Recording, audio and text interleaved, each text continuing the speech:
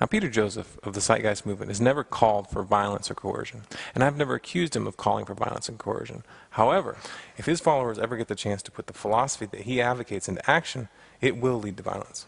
Now, in order to understand why, you have to take a good, hard, honest look at property rights. Now, the obvious problem which arises when you look at their prescription, which calls for 100% control of the world's resources, is that those resources are on land, and that land is owned by people. Now, the underlying question, which should be very obvious, I keep proposing to people in the comment section, what do you do to the people who don't want to actually give up their property? Whether that property is land, factories, or any other kind of infrastructure. Now, most people try to skirt around the issue, but I got a couple comments that were actually pretty honest. Now, this comment was posted by Evil Genius 747, and he answers, what about the people who want to keep the land for themselves? And in big capital letters he writes, the needs of the many outweigh the needs of the few. Now, I'm going to gloss over the fact that this is a quote from a science fiction series, and I'm going to jump right into the implications of what this guy is actually saying. Now, what you're making really clear here is that you don't care about property rights, and that if you want something, you're going to come and take it because you're with the many and I'm with the few, and you got needs. Now, if you really can't see how this would lead to violence, then maybe you should come to Texas and give it a little trial run. And there was another comment posted by World Watch 100, which makes it ever so clear what's at stake here. And he writes, unfortunately, people like you will be forced to participate in a resource-based economy, the same way that billions of people are forced to participate in a deadly monetary system. All right, now that we got it out in the open, how? How are you going to force me to comply? You guys are going to face armed resistance. So are you going to build an army? Do you have the guts to pull the trigger? Because that's what it's going to take. And you do realize if it comes to that, then your whole idea of being a non-violent, voluntary society is out the window. You will have just created a violent, totalitarian dictatorship of epic proportions. Now, it seems to me that you guys have the impression that this is going to have a better outcome if it all goes down after rule of law is gone. And I actually have a comment here that was posted on that video which pretty clearly illustrates that perspective. And this was posted by World at Large 77. And he says, you obviously don't get the point of the documentary. If people don't give up their ideas of ownership and don't feel like converting to a more singular and community-based world, your opinion won't even exist, because you'll be dead. This species is doing a pretty shitty job of maintaining its future. Now, the fact that you would say something like this in itself is pretty revealing, but I'm going to give you the benefit of the doubt and just deal with your argument at face value. Where on earth did you get the idea that you and the Zeitgeist followers are somehow going to survive this cataclysm that's heading our way, while people like me, who believe in personal liberty and property rights, would just be dead? See, I own farmland. I have heirloom seeds. I've worked on farms. I was raised hunting and fishing. I know how to recognize edible plants. And I have the means and the will to defend my property and my family if it ever comes to that. And I hope it doesn't. So what about you? How prepared are you for what's coming? I get the impression, based on your comments, that you guys aren't preparing at all. I also get the impression that you wouldn't know how to find or produce food for yourselves in a natural environment. By my calculations, the people who think like me, who take responsibility for their livelihood, are much more likely to survive. The way I see it, if you see this disaster coming and you're doing nothing to get ready for it, then that's just irresponsible. And if you think you're going to get by just taking from other people what they've accumulated during this time that they're preparing, then that's criminal. The thing is, a scenario like that will lead to violence, whether you say you want violence or not. And if it's you that's walking onto someone's land with the intention of taking it, then you really don't have much room to complain when you end up getting shot. And really, I'm doing you guys a favor by telling you this, because that's how it would end. You may not care about property rights, but you're not the one with the property. Now, there's a pretty common response that people keep coming back to me with in the personal messages and the comments. And I have a pretty good example of it right here in this comment that was posted by Colleen FR. And she says, question is, why would you not want to live in a resource-based economy? Then we can continue our conversation. No. Someone you don't know walks up to you, asks you for the keys to your car.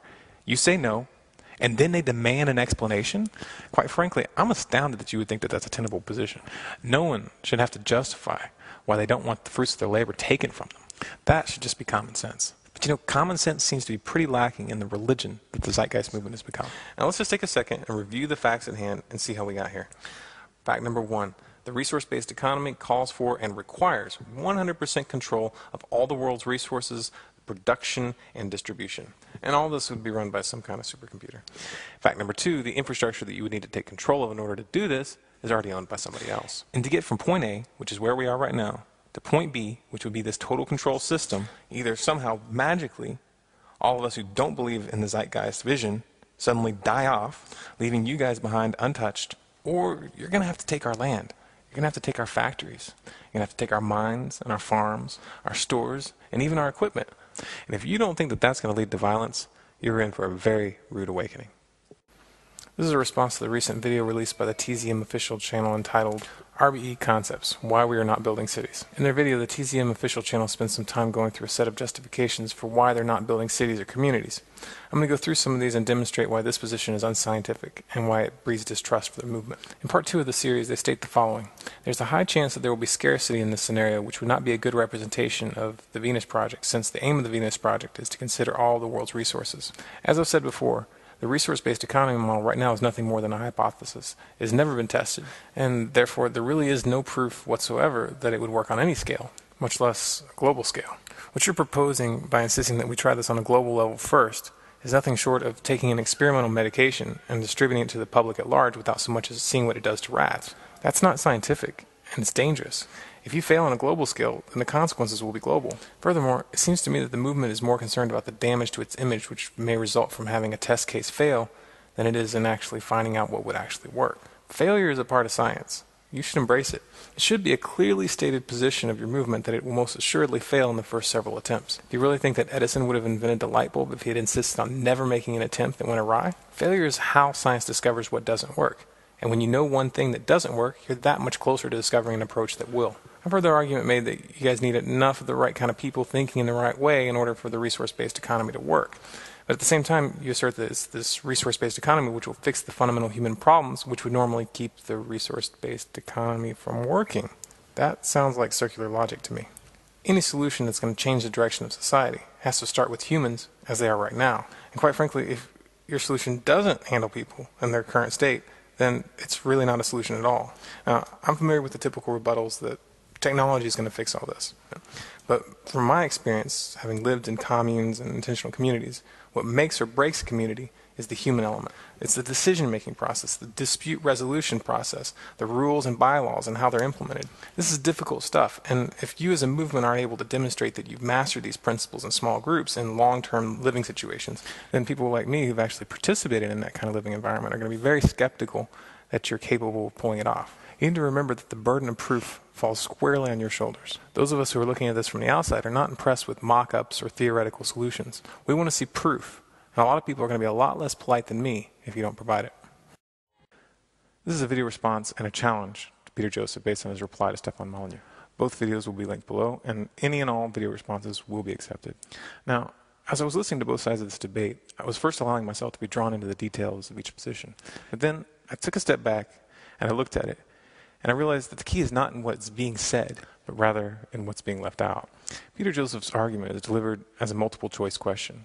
Either A, you support the current system and the paradigm which created it, or B, we move to his resource-based economy with everything that comes with it, including a computerized control grid which will dictate how every square inch of land and resource is utilized. Now, this is a clear example of a false dichotomy, also known as the false dilemma logical fallacy. It should be obvious to everyone that there's more than two choices. Now, just because you haven't heard someone propose the choice that you like is irrelevant. It is still intellectually dishonest and, in fact, dangerous to pretend that you have the one and only way.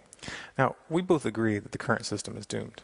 So let's not waste time defending a dead horse or accusing me of defending it. This system will most likely collapse in our lifetime. What's at stake is what will grow up or be instituted to replace the current system. My position is this. The system that you propose would not only fall short of the promises that it offers for those that are desperate for hope, but would in fact lead to an even darker and more oppressive system than the one we have right now. And I'm going to explain why. But before I do, I'm going to play a short clip just so we're clear where we're starting from. You know, you can always tell when someone's nervous about a particular subject by the way they color their responses, especially if they present ego and they start to use sarcasm, and it's a very revealing thing to show the insecurity of the individual. All right, those are your words. Now let's apply them to the following clip taken 2 hours and 12 minutes into the new Zeitgeist film. When we consider a resource-based economy, there are often a number of arguments that tend to come up with regard to the efficiency. Now hold on just a minute. Yes? I know what this is. This is called Marxism, buddy. Stalin killed 800 billion people because of ideas like this. My father died in the gulag. Hold on, hold on. Communist, fascist. You don't like America, you should just leave. All right, everybody just calm down. Death to the New World Order. Death to the New World Order. And as the irrationality of the audience grew, shocked and confused, suddenly the narrator suffered a fatal heart attack. And the seemingly communist propaganda film was no more. Now, if you watch this film, consider the context, and take a second to ask yourself, what's hiding behind Peter's sarcasm in this scene? He's resorting to mockery, and he's using it to avoid a very important question: control. In this future world that you claim is inevitable, all resources, all production, every square inch of what we currently think of as property would be controlled by a supercomputer. But who programs that computer? And who decides how that computer is programmed? Those people, whether you're willing to name them or not, will in fact be the ones who decide how resources are used. They will have the power of life and death over every person on this planet. And I know you hold out the hope that humans will evolve to a point where they can be trusted with such power. However, we can't count on what people may theoretically become someday. We have to deal with humans as they are right now. And right now, there's a certain percentage of humans that are drawn to power and will grab it if the chance arises. Now, I can imagine you responding by saying that a state of abundance would eliminate these tendencies. But if that's the case, I would challenge you to explain why the worst of these criminally insane men, which currently control our world, come from the world's richest families. To place all of humanity at the whims of a single system that could easily be seized by a determined maniac would be criminally negligent and utterly naive. You cannot stand before us and honestly promise that another Hitler-type individual will never be born on this planet again. You cannot control every parent. You cannot control every childhood, and you will never eliminate anomalies. Moreover, such a system would be the equivalent of monoculture farming. Planting all your fields with only one type of crop reduces biodiversity, and in the process creates a very fragile system. Economies, just like ecosystems, are much less likely to collapse entirely if there's variety. There's also another nagging problem. Your entire theory runs on the premise that you will eventually convert everybody to this way of thinking, or at least most of us. But the reality is, even a simple 51% majority is out of reach. There's whole sections of the planet who aren't interested, and who'll never be interested, and who in fact will never be exposed to what you have to say. Will you send missionaries into Somalia, Afghanistan, Iraq, Zimbabwe, and the Amazon like the Christians did?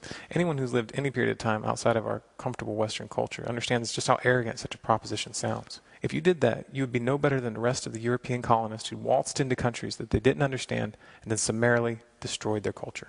And make no mistake, livelihood is part of culture. Land ownership is part of culture. I've posted an official challenge to Peter Joseph on a separate video, demanding an explanation of how those who don't go along with this program will be dealt with if no force is going to be used. So far, I haven't gotten a real answer yet.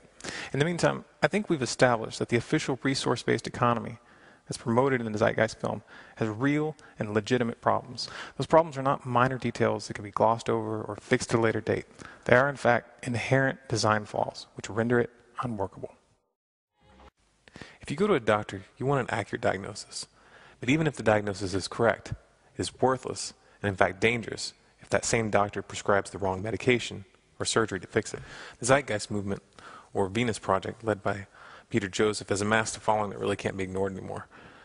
These are people with good intentions, people who really want to save the world, but like that misguided doctor, the solution that they offer would lead to disaster if they ever had the chance to implement it on a large scale. In the newest film, Zeitgeist Moving Forward, there's a fairly accurate and thought-provoking description of the current state of affairs on our planet.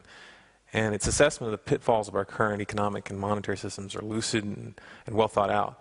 And even the basic idea of an economy based on resources rather than financial instruments and debt is sound. However, full implementation of the resource-based economy would end very, very badly. The resource-based economy, promoted by Zeitgeist, proposes setting up a global production management system, a global demand distribution tracking system, and a global resource management system, all controlled by computers. It also promotes the idea of largely eliminating private ownership and replacing it with an idea that they call strategic access. Now, for the sake of brevity, I'm not going to go into the myriad of ways that such a system could and would be abused by those so inclined. I'll leave that for a subject for another video. Instead, I'm going to ask you a question, and all I want is your honest answer. Now, I understand you want to change the world to match the resource-based economy model. But do I have the right to disagree with you? You see, I don't want to live in a world where all the resources are controlled by computers. I don't want to live in a world where all cities are planned in advance and they're all circular. And I don't want to live in a world of enforced equality. So in your perfect world, in your perfect resource-based economy, what would you do with people like me? What are you going to do with people who don't want to go along with your vision, who don't want to live in a resource-based economy? What are you going to do with the people who own businesses and don't want to give them up, and who don't want to switch to a voluntary product exchange system? I don't want to work for people I don't know for free, and I'm not the only one. Are you going to force us? Are you going to exclude us from the rest of society? For those who don't want to give up their property, will you just take it? I'm not ignorant to what you have to offer. I just don't want it. And I'll never want it. And if you want me or millions of other people like me to comply, then you're going to have to do it by physical force. Now, if you're part of this movement and you're serious and you haven't taken this into consideration, that's a recipe for disaster. Because unless your movement is very well armed and willing to do away with millions of people, then you will completely and utterly fail.